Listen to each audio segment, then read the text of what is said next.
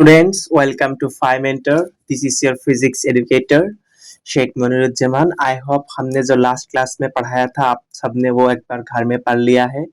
Last class में हमने क्या क्या पढ़ा था, चलिए एक बार याद कर लीजिए। हमने लास्ट क्लास में क्या क्या पढ़ा था। इलेक्ट्रिक करंट, इलेक्ट्रिसिटी में पढ़ रहे थे हम, तो इसमें हमारे ये सब टॉपिक जो है कवर हो गया। अभी हम आज एक नया टॉपिक सीखेंगे। आज का नया टॉपिक आपको क्या है, करंट कैरियर्स। तो करंट कैरियर्स क्या होते हैं हम आज वो सीखेंगे। करंट कैरियर बेसिकली क्या होते हैं, ये एक स्केलर क्वांटिटी है और ये क्या करेगा, ये आपका स्केलर एडिशन और वेक्टर लॉ ओबे नहीं करता है। ये आपका सिर्फ स्केलर एडिशन ओबे करता है, लेकिन ये वेक्टर लॉ ओबे नहीं करता है। इसमें जो आपका फ्री इलेक्ट्रॉन्स है वही आपका करंट कैरियर्स है जो सॉलिड्स में होते हैं। आपका इस यहाँ पर मैंने एक एग्जाम्पल कुछ मेंशन किया है। अगर आप लोग इसे ध्यान से याद रखेंगे तो आपका एक बोर्ड एग्जाम में बहुत हेल्पफुल रहेगा। आप देख सकते हैं मेटेलिक कंडक्टर के लिए आपका करंट कैरियर्स क्या है, जो फ्री इलेक्ट्रॉन्स रहता है। इलेक्ट्रोलाइट के लिए आपका positive and negative ions. Same आपका आयोनाइज्ड गैस और प्लाज्मास के लिए क्या होते हैं, electrons and positive ions. Semiconductor में आपका इलेक्ट्रॉन्स एंड होल्स। इस चैप्टर के बारे में आपको सेमीकंडक्टर में हमारा जो क्लासेस चल रहा है अभी, आप वहाँ पर अच्छे से सीख सकते हैं। यहाँ पर मैंने बस एक एग्जाम्पल ही मेंशन किया है। और कॉपर वायर के लिए आपका फ्री इलेक्ट्रॉन्स। ये आप लोग बहुत सारे बच्चे ये गड़बड़ कर देते हैं पॉजिटिव और नेगेटिव आयंस में और इलेक्ट्रॉन्स और पॉजिटिव आयंस में। ये सब आपको गड़बड़ नहीं करना है। आपको ये एक छोटा सा टेबल मैंने यहाँ पर मेंशन किया है जो आपको हमेशा याद रखना है। बोर्ड एग्जाम में आपका इसके बहुत हेल्पफुल रहता है आपका, या फिर आपका कोई भी कॉम्पिटिटिव एग्जाम उठा लीजिए तो वहाँ पर जो एमसीक्यूज रहता है तो उसमें भी काफी मदद मिलता है आप सबको। तो आई होप आप सब इसको इसके बारे में समझ में आ गया होगा और आप सब इसको बहुत अच्छे से याद करेंगे और पढ़ लेंगे। चलिए करंट कैरियर्स के आगे टॉपिक हम पढ़ते हैं। आगे है ड्रिफ्ट वेलोसिटी। ड्रिफ्ट वेलोसिटी का नाम आप सबने सुना ही होगा।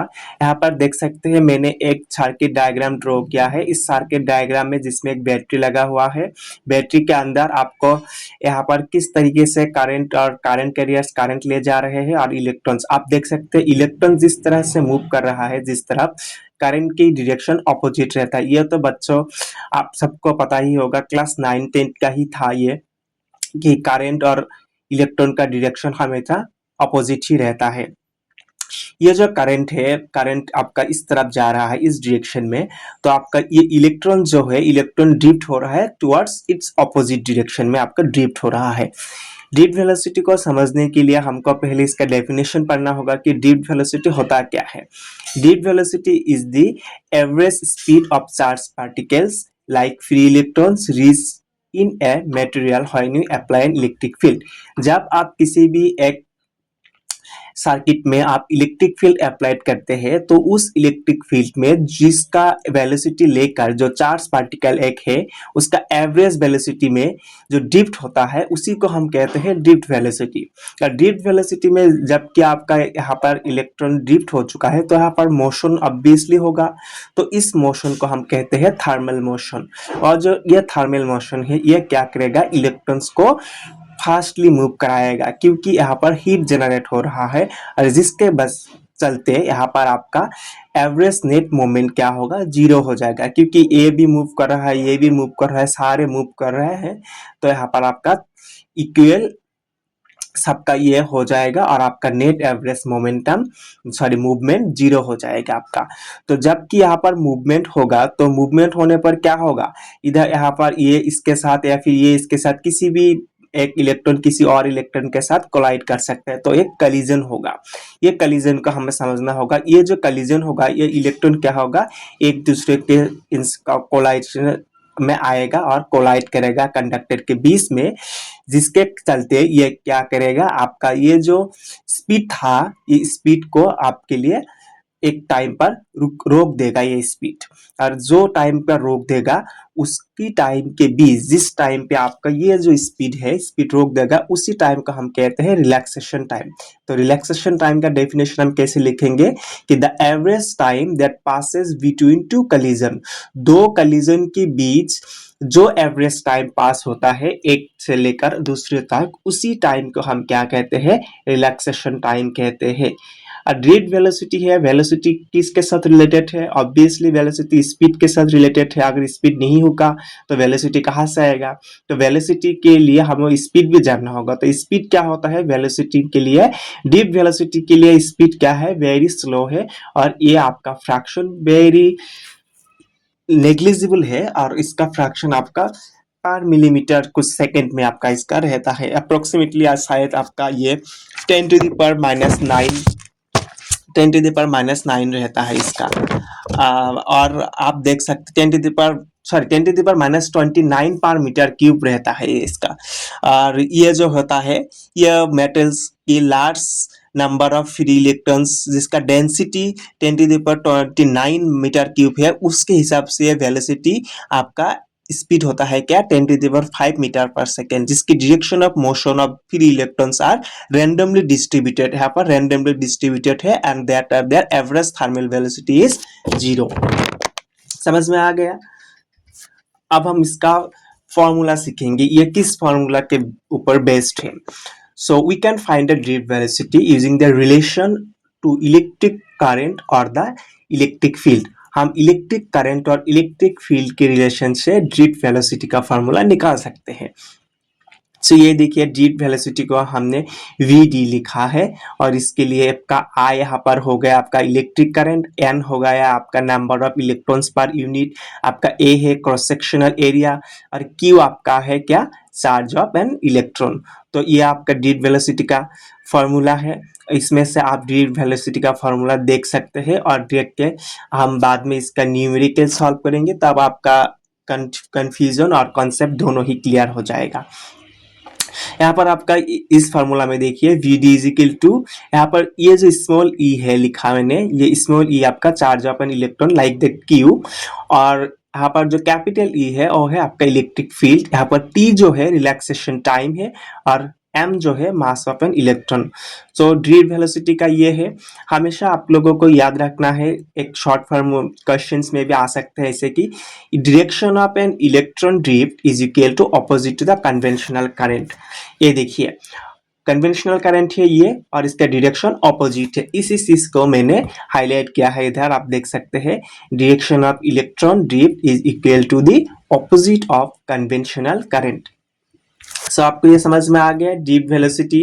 करंट कैरियर्स में क्या क्या पढ़ाया हमने, करंट कैरियर्स क्या है, उसके अंदर कौन से मीडियम में कौन सा करंट कैरियर्स लगता है, उसके बाद ड्रिफ्ट वेलोसिटी कैसे काम करता है, थर्मल मोशन क्या है, कोलिजन्स कैसे होते हैं, रिलैक्सेशन टाइम क्या है, स्पीड क्या है, उसके बाद ड्रिफ्ट वेलोसिटी का फॉर्मूला हम कैसे निकाल सकते हैं ये इलेक्ट्रिक करंट और इलेक्ट्रिक फील्ड से। उसके बाद हम पढ़ेंगे मोबिलिटी।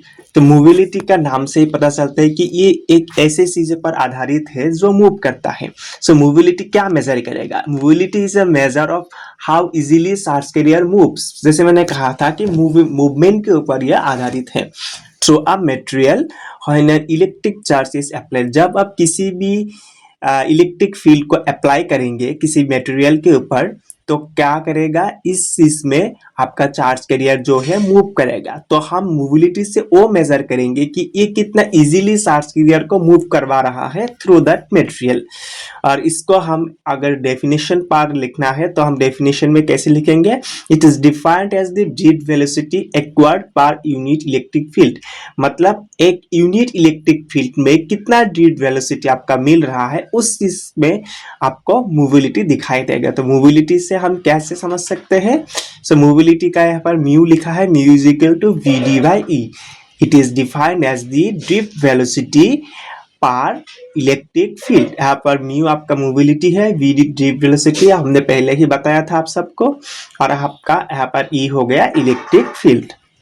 ओके, सो मोबिलिटी हमें क्या बताता है? मोबिलिटी हमें यह बताता है कि एक चार्ज कैरियर ड्रिफ्ट होके पर इलेक्ट्रिक स्ट्रेंथ लेकर कितना क्विकली मूव कर सकता है। मतलब mobility tells us how quickly a charge carrier can drift when an electric field of unit strength is applied. So एक बहुत से आपको वो assertion रीजन वाले क्वेश्चंस में ये सब दिया जाता है कि हायर मोबिलिटी हो तो कैसा होता है। हायर मोबिलिटी जब होता है तो easier movement of charge carrier दिखाई जाता है। तो क्या होता है, जब मोबिलिटी हाई हो जाता है तो charge carrier easy to move हो जाता है, तो जल्दी आसानी से वो मूव कर सकते हैं। और तब कब कर सकते हैं ये सब, जब आपका कंडक्टिविटी, इलेक्ट्रिकल कंडक्टिविटी हाई हो, मतलब हायर इलेक्ट्रिकल कंडक्टिविटी में आपका मोबिलिटी हाई होगा, और जब मोबिलिटी हाई होगा तो मूवमेंट ऑफ चार्ज कैरियर भी इजी हो जाएगा। आ गया समझ में?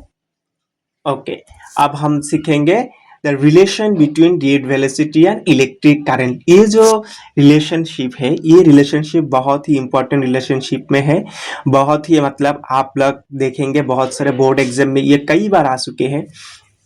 तो हम इसको ड्राइव करना सीखेंगे। पहले ड्राइव करने के लिए हम वो जो पिछले क्वेश्चंस में, पिछले टॉपिक में हमने जो पढ़ा था, ये सब फार्मूला, ड्रीड वेलोसिटी का, करंट कैरियर्स का, उसकी ये सारे फार्मूला, मोबिलिटी के फार्मूला हमें याद होना चाहिए। तो आप सब घर में एक बार प्रैक्टिस करेंगे, जितनी बार हो सके, जब तक आपको ये याद ना हो जाए तब तक आप लोग इसका प्रैक्टिस करेंगे। तो अब हम देखते हैं इसमें हमने क्या किया। एक हमने कंडक्टर ले लिया, मानिए कंडक्टर है जिसका लेंथ आपका L है और जिसका uniform area of cross section आपका A है। तो वॉल्यूम क्या होगा, कंडक्टर का वॉल्यूम क्या होता है, लेंथ और एरिया। तो लेंथ और एरिया का मल्टीप्लिकेशन हो गया आपका वॉल्यूम, तो आपका ये हो गया वॉल्यूम ऑफ दैट कंडक्टर। सो हमने एक कंडक्टर लिया था जिसका लेंथ L है और उसका uniform area of cross section A है, तो उसका वॉल्यूम हो गया आपका AL। ओके, मान लीजिए इस कंडक्टर जो है, ये कंडक्टर कोई भी फ्री इलेक्ट्रॉन्स आपका मूव कर रहा है, इस कंडक्टर में फ्री इलेक्ट्रॉन्स है जो n पर यूनिट वॉल्यूम में है।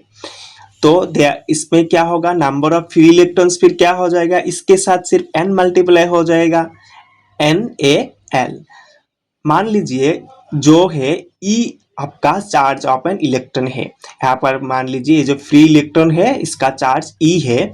तो total charge on free electrons in the conductor, तो टोटल कंडक्टर में आपका कितना चार्ज ऑफ फ्री इलेक्ट्रॉन्स रहेगा, उस चीज का हम कैसे मल्टीप्लाई, कैसे डिफाइन कर सकते हैं। मान लीजिए हमने उसके लिए हमने Q से डिनोट किया है इसको, the charge of an electron, तो टोटल चार्ज आपका NaLe ये आपका हो गया। मान लीजिए इक्वेशन नंबर 1 है, Q is equal to NaLe, इसका हम बाद में यूज करेंगे। अभी आपका टाइम टेकन, आप फ्री इलेक्ट्रॉन जो है किसी भी कंडक्टर के बीच में मूव करने के लिए आपको टाइम तो चाहिए होगा, तो time taken by free electrons to cross the length of conductor. मान लीजिए ये जो कंडक्टर है, ये कंडक्टर है, तो एक फ्री इलेक्ट्रॉन यहाँ से यहाँ पर मूव करेगा, तो ये मूव करने के लिए यहाँ पर आपको जाने के लिए टाइम चाहिए, सर्टेन पीरियड ऑफ टाइम। तो ये सर्टेन पीरियड ऑफ टाइम हमने T लिखा है इसको। तो टोटल लेंथ, आपका लेंथ के ऊपर क्रॉस सेक्शन से जाएगा ये, सो लेंथ बाय आपका क्या, ड्रिफ्ट वेलोसिटी, वेलोसिटी से जाएगा ये।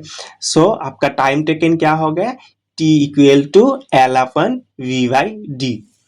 हो गया आप सबको याद।